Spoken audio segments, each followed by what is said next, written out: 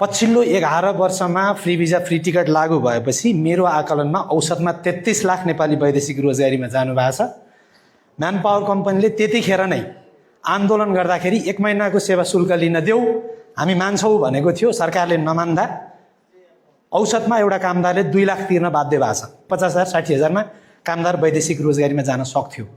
त्यो हुँदा अहिले क्षति कति भएको छ भन्दा 11 वर्षमा 6 खर्ब 60 करोड भन्दा बढीको क्षति भएको छ। किनकि 2 लाख औसत 15 लाख माल्टा जान लागेकोदेखि लिएर जिरो कस्टमा पठाएकादेखि लिएर कसैले 1.5 लाखमा पठाएका कुराहरू सबैलाई जोड्दा औसतमा 2 लाख एउटा कामदार विदेश जान लागेको छ भने 6 खर्ब 60 करोड क्षति भएको छ देशलाई। यदि म्यान पावरले मागे अनुसार त्यतिखेर दिएको थियो भने 1 खर्ब 65 करोडमै त्यो क्षति भनेको बाँकी क्षति चाहिँ जोगिन्थ्यो। त्यो कुरा हामीले गर्न तयार भएनौँ किनकि सरकार भनेको पोजिटिभ लयमा जानुपर्छ, नेगेटिभ लयमा जाँदैछ।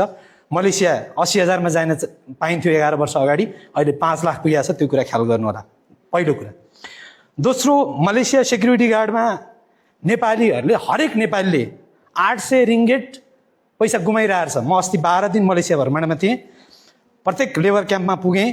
उहाँहरूको विषयवस्तु बुझ्दाखेरि के प्रब्लम छ भन्दाखेरि एउटा सेक्युरिटी गार्डले 12 घन्टा दिनमा काम गर्छ, 30 दिन काम गर्छ।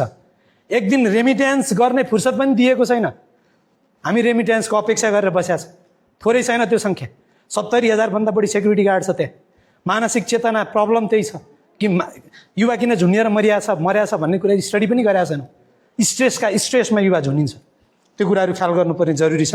र यसरी हरेक महिना सेक्युरिटी गार्डबाट मात्रै नेपालीले पाउनु पर्ने वेज थेफ्ट भन्छौँ हामी, स्यालेरीको चोरी, त्यो चोरीको कारणले गर्दा 3 अर्ब हरेक महिना नेपाली युवाले गुमाइराखेको छ। जो कि पाउनु पर्ने स्यालेरी, ड्युटी गरेको छ बिचरा, उसले स्यालेरी पाएन। 3,000 मासिक कमाउनु पर्थ्यो, 2,200 कमाएर बसिरहेछ। मलेसियाको लेबर लको कुरा गर्दैछु म यहाँ, पाउनुपर्ने स्यालेरी थियो। तेस्रो कुरा, कारबाहीको नीति बनाउँदा तपाईँहरूले के बनाउँदै हुनुहुन्छ? अहिले पनि त्यही बन्दैछ भन्ने सुनेको छु मैले।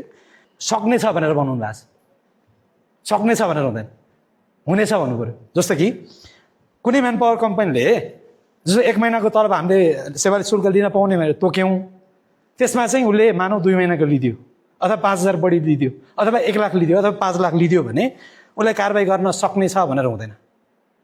कारबाही गरिनेछ भन्नु पऱ्यो, खारेज हुनेछ भन्नु पऱ्यो। अनि मात्रै यो क्षेत्र सुध्रिन्छ। हो, यसलाई हामी के भन्छौँ? नीतिगत पहल भन्छौँ। त्यो पहल राखिदिइसकेपछि कुनै व्यक्ति भ्रष्ट मान्छे आइदिएर त्यहाँ गरौँ कि दिन्छस् भन्ने कुरा आउँछ त्यहाँ। अहिले चलेकै यसरी हो।